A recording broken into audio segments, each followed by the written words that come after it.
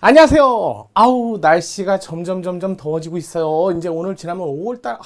진짜 더워서 어떡할까 걱정이에요. 여러분 건강 조심하시고요. 저도 열심히 살 빼갖고 이 더위를 한번 버텨보겠습니다. 이게 몇 년째인지 아세요? 벌써 몇십 년이 됐는데도 이 꼬라지예요. 여러분은 꼭 지키세요.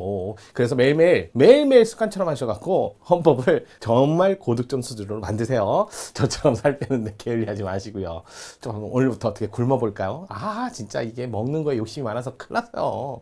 자, 여러분 저처럼 똥땡이가 되지 마시고요. 건강관리 잘 하시면서 오늘도 매일처럼 습관처럼 매일 헌법. 자, 4월 30일 화요일 가볼까요? 민주주의, 법치주의, 원리에 관한 설명 중 가장 옳지 않은 거. 자, 여기 일단 우리나라 헌법이죠, 헌법. 자, 헌법의 지도 원리. 자, 헌법의 지도 원리. 여러분 일단은 우리나라 지도 원리요. 솔직히 하나에서 다 뽑아냈어요. 기본적으로 헌법은 국가를 전제로 하는데 이 국가를 운영하는데 이건 꼭 지켜라. 이거는 꼭 벗어나서는 안 된다 라는 궁극적인 어떤 기준이 있다는 거예요. 그 기준을 우리는 원리나 질서라고 합니다. 그것도 헌법에 써 있는 거예요. 가장 근원적이고 가장 근본적인 거 국민 주권 원리. 자, 국민 주권 원리예요. 국민이 주권자다. 헌법 1조 2항에도 써 있고요. 자, 전문에도 뭐라고 돼 있어요? 대한국민은 개정한다 라고 해서 헌법을 개정할 때도 대한국민이 직접 하니까요. 그래서 이런 걸 볼 때 대한국민이 자, 모든 국가 권력의 근원이자 힘이자 민주 정당성을 부여하는 것이다 라는 얘기죠. 이게 실천적 의미는 없고요. 실천적 의미가 아니라 자, 국가 권력의 정당성을 부여하는 근원, 시원 이렇게 표현하죠. 말이 어렵죠. 실천적 의미가 뭐예요? 구체적 내용을 담고 있는 게 아니라 이런 뜻이에요. 누군가에게 너가 어떠한 힘을 가졌어 라고 할 때 누구라고 할 적에 내가 라고 했는데 너 왜 힘 있는데 누구한테 가서 허락받았어 이럴 때 그 근원적인 힘을 가진 게 바로 주권인데요. 그걸 누가 가졌다? 국민이 가졌다. 그러면 모든 국가 권력은 국민으로부터 도출돼야 되는 뭐가 있어야 된다? 민주적 정당성을 부여받아야 되는데 이 정당성을 부여받을 때 개별적으로 줄 건지 일반적으로 줄 건지 그래서 일반적으로 네가 알아서 해. 그래서 선거라는 민주주의라는 수단 국민의 민주적 정당성을 부여받는 요 수단을 뭐라고 한다? 민주주의라고 표현을 해요. 수단. 그러니까 민주주의는 구체로 내용을 갖는 게 아니라 수단이에요. 어떻게 해요? 간접을 할지 직접 할지 이렇게 하는 거야. 간접할지 직접 할지. 수단. 그래서 간접이라는 건 직접 국민이 결정하는 게 아니니까 어떡하는 거야? 선거를 통해서 대표자를 뽑는 거죠. 대표 선출, 대표자. 한마디로 치자. 이거를 선출하는 것은 국민이 하고 그 의사결정은 그 대표자, 치자가 결정을 하도록 하는 거지요. 거기다가 직접 그랬더니 직접 이거는 뭐야? 국민 투표, 국민 발안, 국민 소환 이런 것들 통해서 직접 하는데 직접 하면 정신 없죠. 5,200만 다 모여서 결정하면 결정이 될까요? 그래서 이거를 가미하는 쪽으로 하고 요거를 우선적으로 원칙적으로 쓰는 거죠. 그러면 대표자한테 힘을 탁 줬더니 그 대표자가 멋대로 하면 안 되잖아요. 그래서 뭘 한다? 체크 앤 밸런스라고 하죠. 체크 앤 밸런스. 영어 다 요구하면 안 돼요. CHECK. 그건 저도 쓸 줄 알아요. 밸런스, VA. 묻지 마세요. 자, 체크 앤 밸런스예요. 그래서 견제, 균형 이런 것들을 기반으로 해서 뭘 한다? 그들끼리의 권력을 분립해 놓은 거죠. 그러면 권력을 분립했으니까 혼자 결정하고 혼자 집행하고 혼자 판단하는 게 아니라 결정자, 집행자, 판단자가 서로 나눠져 있는 거예요. 입법, 행정, 사법으로. 그래서 입법, 행정, 사법으로 나눠 놓고 입법부가 기준을 마련하고 그 입법부가 마련한 기준을 집행하고 집행을 제대로 안 했을 때는 통제기관에서 사법 이렇게 둔다면 간접적인 요거 간접적인 민주주의를 보완하는데 직접 민주주의도 있지만 그렇게 사용할 수 있는 게 없죠. 여기는 명문의 규정이 있을 때만 가능한 거고 만약에 명문의 규정이 없더라면 일반적으로 나타난다. 이렇게 권력 분립하여서 체크 앤 밸런스에서도 입행사라고 해서 분리된 기관 간의 서로 체크 앤 밸런스를 통해서 국가 권력의 남용을 방지하는 거예요. 이런 식으로 국민주권 원리에서 뭐가 나온다? 이 민주주의 또 입법부가 만든 법대로 법의 구속을 받는 법치주의. 그러니까 헌법에 보니까 헌법상 지도 원리 그러니까 벌써 국민주권 원리, 자유민주주의 원리, 법치주의 원리 이런 식으로 세 가지가 도출되는 거예요. 이게 국가를 운영하는 지도 원리고요. 거기 나가서 사회 문제를 해결하기 위해서 국가 개입하는 사회국가 원리, 문화국가 원리, 그다음에 평화국가 원리 이런 식으로 해갖고 모두 6개를 여러분이 헌법에서 기본적으로 배웁니다. 더 이상 안 해도 돼요. 거기 중에서도 제일 중요한 민주주의, 법치주의, 국민주권 하에서 요 사이 트라이앵글, 요 삼각형. 막 덧치고 하니까 복잡하나요? 그래도 이렇게 따라가시면 금방 지도 원리 깨찰 수 있어요. 자, 그러면 지도 원리 진짜 문제 그렇게 냈나 한번 살펴볼까요? 이런 식으로 문제를 낸단 말이에요. 한번 봅시다. 자, 가장 옳지 않은 거. 우리 헌법 전문 국가의 기본 질서로서 자유민주적 기본 질서. 여러분 자유민주적 기본 질서 아니면 민주적 기본 질서 이거 어디 써 있어요? 전문. 또 평화 통일할 때는 민주적 기본 질서에 근거해서 4조. 또 8조 사항의 민주적 기본 질서에 반하는 정당은 위헌정당 해산합니다. 써 있잖아요. 민주적 기본 질서 여기저기 써 있어도 적어도 전문 4조. 평화 통일하는데 어떻게 해요? 민주적 기본 질서에 근거해서 자유민주적 기본 질서에 근거해서 평화 통일을 해야죠. 정의 마음대로 평화 통일하면 안 되죠. 그러면 뚝땡이.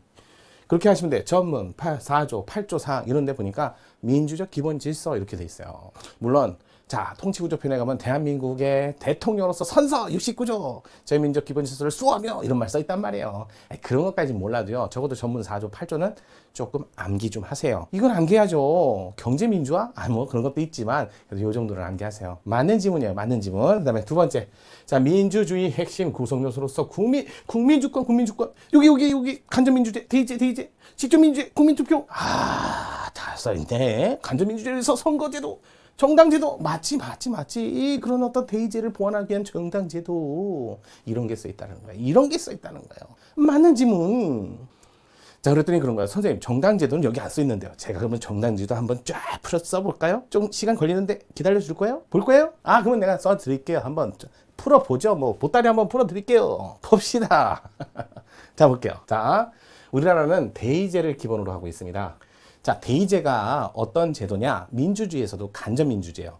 간접민주제, 대의제가 헌법재판소가 한 말이에요. 제 말은 아니에요. 학설도 아니고요. 헌법재판소가 뭐라 하냐면 국가 정책을 결정하는 권한, 결정 권한. 그 다음에 국가 정책 결정, 그 정책 결정하는 곳을 뽑는 국가 기관 구성 권한. 요게요.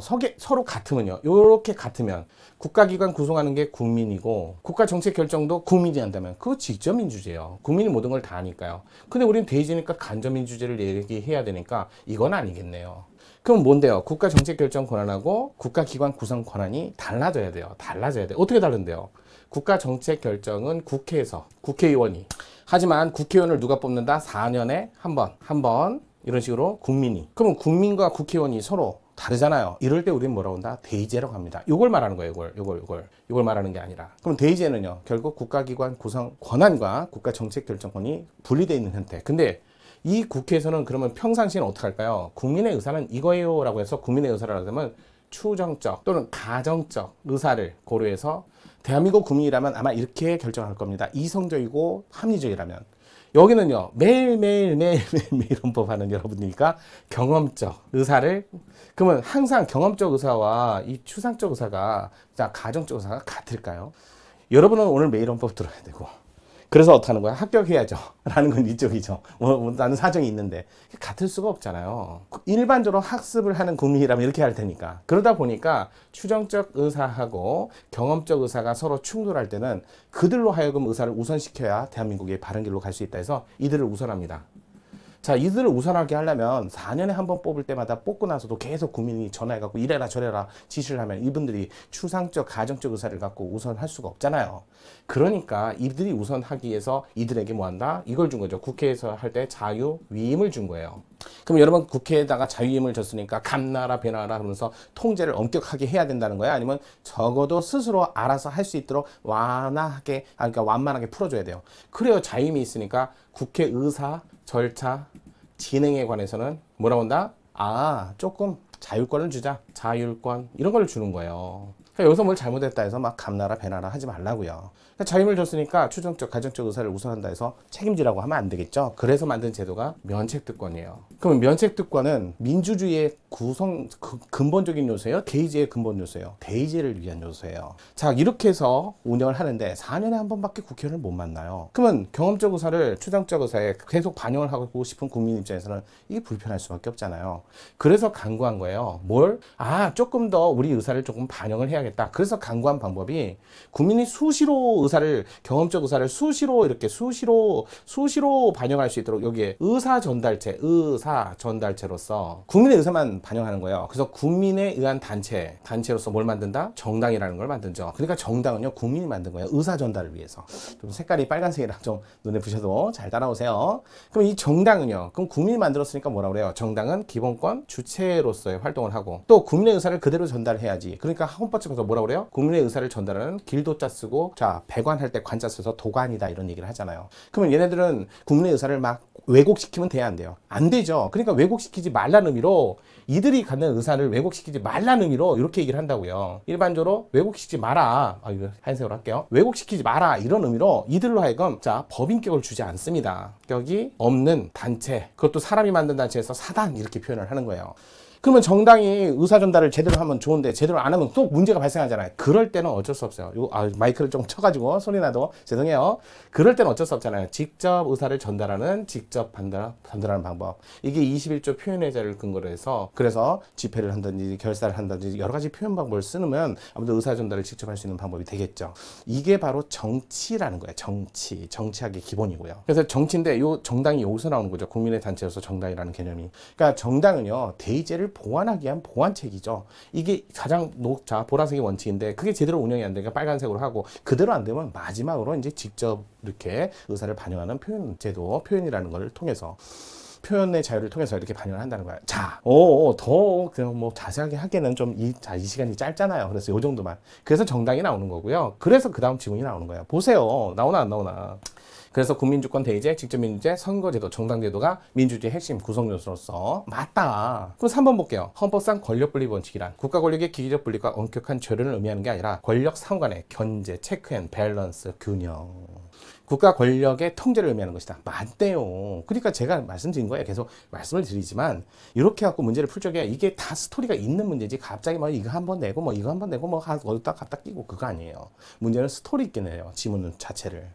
자, 그러면 다음 지문도 살펴보죠. 4번. 자, 국회의장이 의사절차 진행 행위는 국회의사 절차 진행. 봐봐요. 의사절차 진행은 국회 내에서 하는 거잖아요. 그러면 아까 뭐라 했어요? 자유임이니까. 자유임이니까 스스로 알아서 결정하니까 헌법 49조에 뭐라고 돼 있어요? 제가 추출가찬 일반 의결 정도수. 그 다음에 50조에 보면 그걸 공개하되 알아서 해라. 이런 식으로 서로 약간 견제 균형 이렇게 맞추게 돼 있잖아요.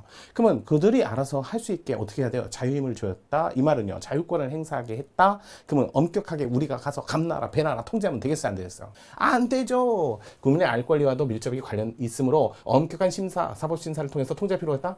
자율권. 이거잖아요.